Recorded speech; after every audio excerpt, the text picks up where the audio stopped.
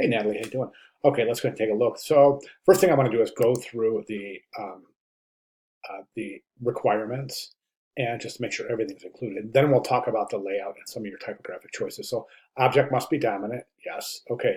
Object must be shown with someone using it or interacting with it. Now, don't forget, this is name of this assignment is type and image. So we know it's not type and illustration. The differences are subtle, but they're definitely there. So let's stick with it with image here. Image meaning photograph, something that has come from a camera and not from a drawing. Okay. Must show an image which is the result of using the object. This is, but it's again, it's an illustration, not an image. So my recommendation is to try to find someone using a pen to create an ink drawing, and that would be the result of using the object, was creating the drawing, right? Must show at least two components. Now you've showed two components here, so that's good. Must include design in everyday life, good. Body paragraph of body copy and captions. We only have one caption. My recommendation is to include a caption for the two components as well as the image of someone using it, the object. Okay, but white background only, asymmetrical, 7 by 15 or 15 by 7. Looks like we're there. Imagery must come in contact with the edge of the page, at least two areas. You've got that here, here, and here, so that's covered. Your design must combine images that are in boxes as part of a background and crop individually. Do not put everything in a box. We don't have anything in a box here. So typically, if you want to show your component within a box, and when I say a box, I mean it can be a box or a frame. A circle is fine, as we saw in the examples. Full color, keep your image dominant. You must use a grid. Okay, let's do this. Okay, so we have a couple of requirements that need to be addressed. But at this point, let's go ahead and take a look at the layout, and then we'll look at the composition. Now, the first thing I want to mention is the importance of going over to the course announcements, taking a look at these 4 course announcements. I believe you have.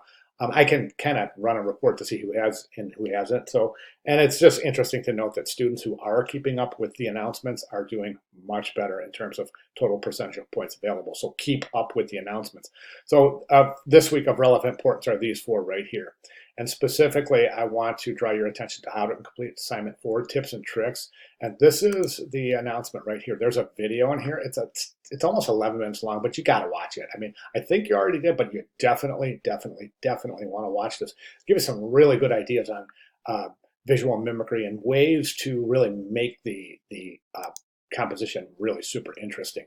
Now, as far as yours go, I really want you to push your creativity here. And I want you to look at this piece and say, wow, is this blowing me away? And really think about that, because I want you to wow with this piece. I really do. I want you to push your creativity as far as it's gone.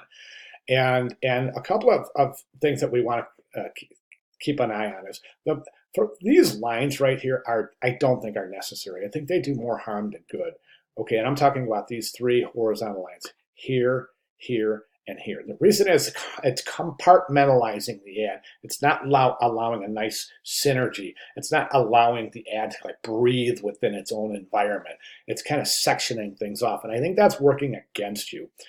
It's also creating some really unusual shapes. Okay, this shape right here, this shape right here. These are all leading lines too. So we have one pointing this way, we have one pointing this way, another pointing this way, another pointing this way, this one swaying this way, and then we have the top. So we've got all these converging directions that are created by these different shapes that are a result of including these 3 vertical lines right here. I don't recommend that. I think that the spring here, it's a component, so it should be smaller.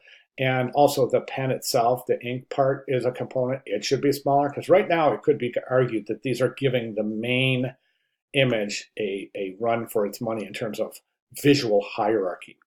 Okay, design in everyday life. This could be kerned more optimally, definitely. Don't forget your rules of kerning. I would go back and kern that. One of our 17 or 18 rules from this week's lecture is not to try to emphasize by underlining. And this is a perfect example of why. See how the underlines interfere with the descenders of the typeface? That's a problem. I do not recommend doing that. Okay, next we have this typographic configuration down here, which is kind of forced into this area. It's another reason why these converging lines are problematic. It gives you this little tiny area. I feel like the type is squished in there and it can't breathe, it can't get out. You see what I'm saying? It's kind of forced in jail right here.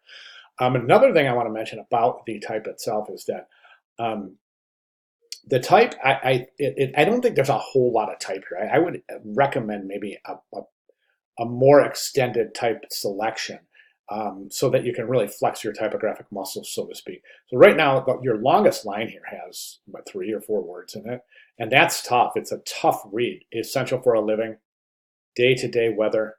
It is jotting notes, creating sketches. See what I'm saying? It slows down the reading. Now, optimal character count or is in between 49 and 69 characters, and that includes spaces. So I would say this is too narrow of a type selection. Okay, you've got an extra space right here between is and impossible. So you definitely want to accommodate for that. Good drop cap. That's looking good right there. So yeah, again, I would just like more type here so that you can apply more techniques.